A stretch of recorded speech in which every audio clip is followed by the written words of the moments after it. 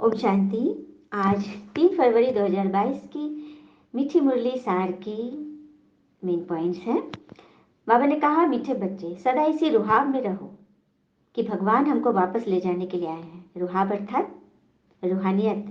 जैसे रूहे गुलाब किस तरह से कितना कोमल, कितना सुंदर, कितना सुगंधित, पवित्र। तो हमारे रुहाब में अपने संकल्प, वचन और कर्म पर अटेंशन देना होगा। देखो, कोई भी आदत जो होती है वो छोटी ताकत है, और वही जब आदत हम डीप हमारी आदत पक्की हो जाती है तब वो संस्कार बन जाता है। तो हमें संस्कार बनाना है पवित्र मन, वचन, कर्म की। और ये याद रखना कि भगवान आगे लेने और सबको वापस घर चलना है। प्रश्न है, आज के 2 प्रश्न है। पहला तो है कि भगवान सबसे बड़ा पुण्य क्या है? तो सबसे बड़ा पुण्य है भगवान को अपना सब कुछ अर्पण कर देना, समर्पण करना। देखो, दुनिया में भी जब हम किसी को बहुत मानते हैं तो वो कुछ भी मानता है। जैसे एक माँ, बच्चा, हाँ, माता पिता, पेरेंट्स, फ्रेंड, भाई बहन, जो प्यारा होता है अपना, जो भी हमारे संबंधी हैं, तो वो कुछ भी मांगे तो हम चाहते हैं कि इसको कुछ भी देते हैं। उसके लिए कितना हमारे समर्पण भाव रहता है। और यहाँ भगवान हमसे मांग रहे हैं, भगवान जो कि सबका रचयिता है, सबको देने वाला दाता है, तो उसको हम क्या समर्पण करेंगे? तो भगवान हमसे हमारे विकार मांग रहे हैं, हमारी कमी कमजोरियां मांग रहे हैं। उसको दे देंगे तो भगवान भी तुम्हारी मदद करेगा ना। ये दृष्टांत महाभारत के समय का है। किस तरह से श्री कृष्ण ने अर्जुन की मदद की थी, याद है? जब अभिमन्यु चक्रव्यूह में फंस गया था और मर गया था, तो सारे लोग उस पर टीका टिप्पणी कर रहे थे, लेकिन जयद्रथ आके उनको लातों घूसों से मार रहा था, मतलब इतनी घृणा निकाल रहा था। ये बात अर्जुन के कान में पड़ी तो अर्जुन ने संकल्प ले लिया कि मैं आज सूरज डूबने से तक मैं जयद्रथ का मार डालूंगा, यदि नहीं मारा तो मैं आत्मदाह कर लूंगा। ये संकल्प तो उसने ले लिया गुस्से में। अब श्री कृष्ण जी तो परेशान किया, अर्जुन तो ऐसा कर दिया, और इधर कौरव लोग जो सुने ये उसका संकल्प, प्रतिज्ञा, तो वो लोग क्या किया, जयद्रथ को तुम छुपा दिया, अंदर छुपा दिया। और सूरज तो डूबने को आ रहा था, दिन चढ़ा हुआ था, जयद्रथ को छुपा दिया। अब क्या किया श्री कृष्ण जी, बादल को ले आए थे। बादल ले आए थे और सबको लगा कि सूरज तो अब डूब गया, लेकिन वो डूबा नहीं था। सिर्फ बादल को श्री कृष्ण जी आगे कर दिए थे। मतलब कहने का बात यह है कि ईश्वर किस तरह से हमारी मदद कर सकते हैं जो हम कभी सोच भी नहीं सकते। तो जब भगवान हमसे कह रहे हैं कि सबसे बड़ा पुण्य करो, और दान के साथ पुण्य लगता ही है, दान पुण्य करो कहते हैं ना, तो विकारों का दान देंगे तो महापुण्य तो होना ही होना है। दूसरा प्रश्न था कि कौन सी बात मनुष्यों की बुद्धि में नहीं अटती? तो ये ब्रह्मा बाबा, लेख रहा दादा, जिनके तन में स्वयं भगवान आके प्रवेश करके ये ज्ञान मुरली सुना रहे, ये बात मनुष्यों की बुद्धि में नहीं बैठती। लेकिन बाबा ने ये भी जवाब दे दिया है, बैठेगी उन्हीं के मन में जिनकी बुद्धि साफ, स्वच्छ होगी, विशाल होगी, और जो देवी कुल की आत्मा होगी। जानना है, नई राजधानी बनाने के लिए भगवान की सर्विस में पूरा मददगार बना है। कांटों को फूल बनाने की सेवा करनी है, मददगार बनना है। भगवान कलयुग को सतयुग बना रहे हैं, तो ये कांटों का जंगल है, इसको फूलों का बगीचा, देवी देवता के रहने लायक बनाना है। तो उसमें भगवान हमसे मदद मांग रहे हैं। हमें मदद में बस ज्ञान से सटे रहना है, ज्ञान को सुनते रहो, और जो भी मन में धारण हो रहा है, मन वचन कर्म से पवित्र बनते जाओ। मददगार बनना है। 8 घंटे याद में रहना है।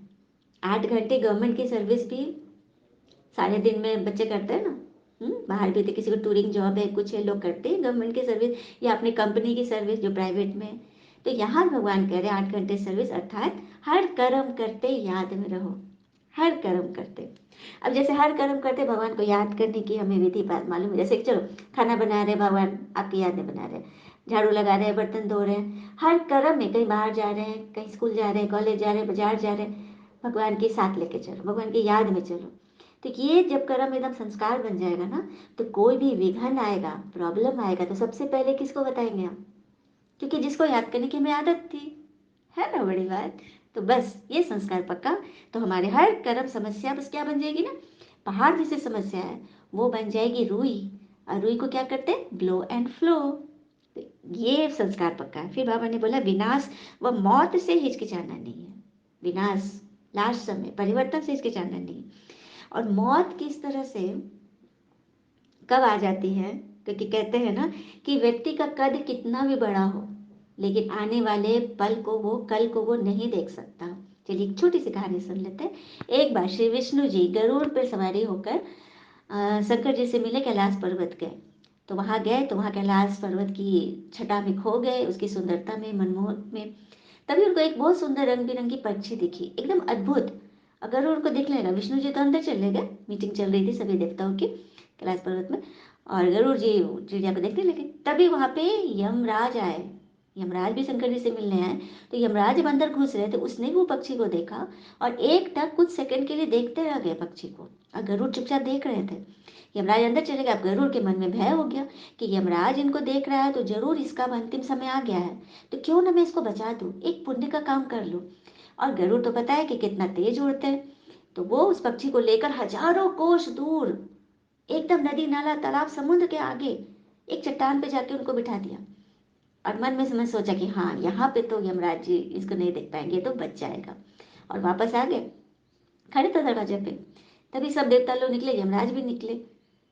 तो यमराज वहां पे देखने लगे चट्टान पे जहाँ पे वो चिड़िया थी, तो नहीं दिखी। तो गरुड़ तो उनको वॉच कर रहा था, तो गरुड़ पूछ दिया कि यमराज देवता जी आप क्या देख रहे हैं?" तो मैं चिड़िया को देख रहा हूँ। तो क्यों? तो बहुत सुंदर थी। तो गरुड़ की उत्सुकता और जगी कि क्या बात है। तो बोला कि आप उसको क्यों देख रहे थे? तो इसलिए देख रहा था ना कि इतनी सुंदर पक्षी है, लेकिन इसका अंत समय आ गया है, तो इस लेकिन इसकी मृत्यु वहां पे होगी, यहाँ से हजारों कोस दूर, कहीं बाहर नदी नाला समुद्र के पार चट्टान पे वो बैठी होगी। वहां पर एक जहरीला नाग इसको काट देगा और इसकी मृत्यु होगी। अब तो गरुड़ जी को काटो तो खून नहीं, क्योंकि उसने स्वयं ये काम कर दिया। तो देखा कब क्या होना है, हम लाख अच्छा करना चाहे लेकिन वो नियति तो होके रहेगी। इसीलिए भगवान कहे ना कि विनाश से, मौत से हिचकना नहीं है, बस हर घड़ी को अंतिम घड़ी समझकर तैयार रहो, एवर रेडी रहो। बुद्धि में है ना कि अब घर जाना है, क्योंकि हमारा घर परम धाम है। वरदान दिया बाबा ने, स्वयं को विशेष पाठधारी समझ साधारणता को समाप्त करने वाले परम व श्रेष्ठ बनो। स्वयं को सदा हीरो पाठधारी समझो। अब जैसे कोई सिनेमा में कोई हीरो जो बहुत बड़ा एक्टर है, लेकिन वो साधारण कर्म करेगा तो लोग हंसेंगे ना। इसलिए भगवान कहते हैं आप विशेष पाठधारी हो, पूरे विश्व की स्टेज की नजर आप पर है, आप वर्ल्ड स्टेज के ड्रामा के नंबर 1 एक्टर हो। तो आपके कर्म एकदम श्रेष्ठ होने चाहिए, साधारणता में भी महानता दर्शाती हुई। स्लोगन, अपनी वृत्ति को पावरफुल बनाओ तो सेवा में ऑटोमेटिक वृद्धि होते जाएगी। अपनी वृत्ति, वृत्ति एक्चुअली हमारा सेंट के रूप में काम करता है। हम अपने शरीर में सेंट लगाए, वो लगाए, खुशबू डालें, डिओ लगाए, जो भी स्प्रे किया, और जब हम किसी कहीं गए, हम कुछ नहीं बोले लेकिन हमारी खुशबू तो वहाँ तक पहुँच गई ना। उसी तरह से हमारी वृत्ति, मतलब वृत्ति बनती है हमारी सोच से, हमारे संकल्प सही होंगे। देखो बुरा संकल्प तो नहीं करते, बदुआ नहीं देते किसी को, लेकिन क्या मेरे साथ ऐसा क्यों, कैसे, कब, कब तक चलेगा, क्या करे, कैसे करे, ये भी बहुत बड़ा नेगेटिविटी है जो हमें फंसाता है। तो इन सब चीज़ों को विराम दे दो और अच्छी अच्छी बातें सोचो। जो हो रहा है उसमें कल्याण है, मेरा परिवार है, मेरे बच्चे हैं, सभी स्वस्थ रहे, खुश रहे, मैं भी खुश हूँ, हेल्दी हूँ, अपने आप को ऐसे सोचो। और अब तो मेरे साथ भगवान है, तो फिर डरने की क्या बात है। तो इस तरह से अपनी वृत्ति को बनाएंगे, इतना पावरफुल बनाएंगे, तो अपने आप सेवा में वृद्धि होगी, आपकी भावना लोगों तक पहुँचेगी और सबको लगेगा कि ये तो भगवान से पढ़ते हैं। हो गई ना सेवा। अच्छा, ओम शांति। शुक्र है मीठे बाबा, वो बाबा के प्यारे प्यारे बच्चे। Thank you Baba.